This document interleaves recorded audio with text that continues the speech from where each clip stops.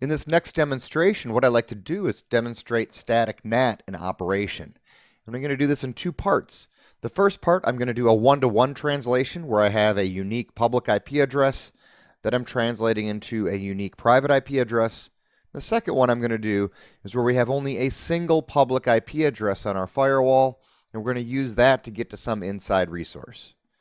If we take a look at my demonstration network diagram here, what I'm going to start off with is setting it up so that the Internet PC can get to my inside web server. So I want a static NAT for my IP address 10.0.0.80 to my outside interface on the 203.0.113.0/24 network. Let's start with that. We'll come back to the drawing and look at what we're going to do next after we're finished with this one. So to get started with this, I'm going to open up the Cisco ASDM, which is my configuration utility for my firewall.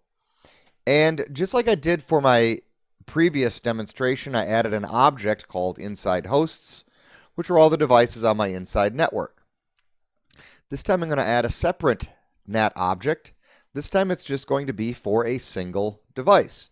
So this object I'm going to call the inside web server.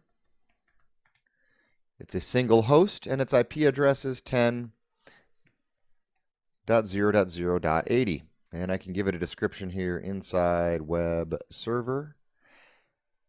Then what I can do is I can add my NAT rule, just like I did before.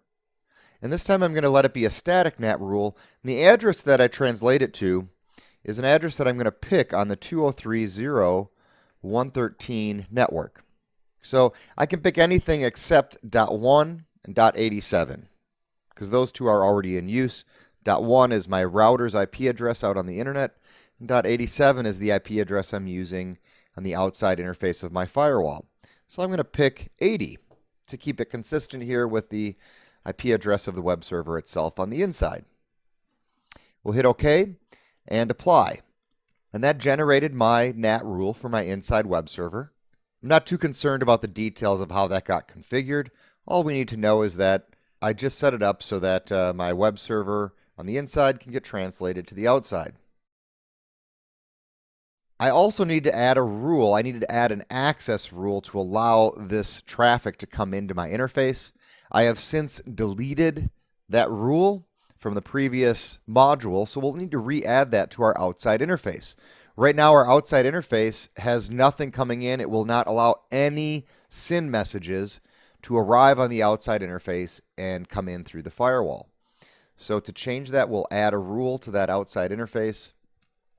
The source address can be anything. The destination address, we're going to choose our object called the inside web server. This is something that Cisco actually did quite nicely, is that they made it so the administrator does not have to worry about when the NAT translation is happening. If it's before or after the access rule is applied, what we're doing is we just pull that whole object called inside web server, which has both the local address and the global address affiliated with it. I'm going to change my service here to be TCP HTTP so that only HTTP traffic is allowed. We'll hit OK and apply. And now what I should be able to do is go to my Internet PC and browse to my inside web server. Let's give it a try. So now I've just connected to my Internet PC.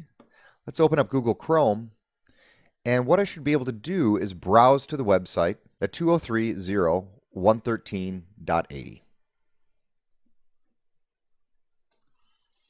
So HTTP 203.0.113.80.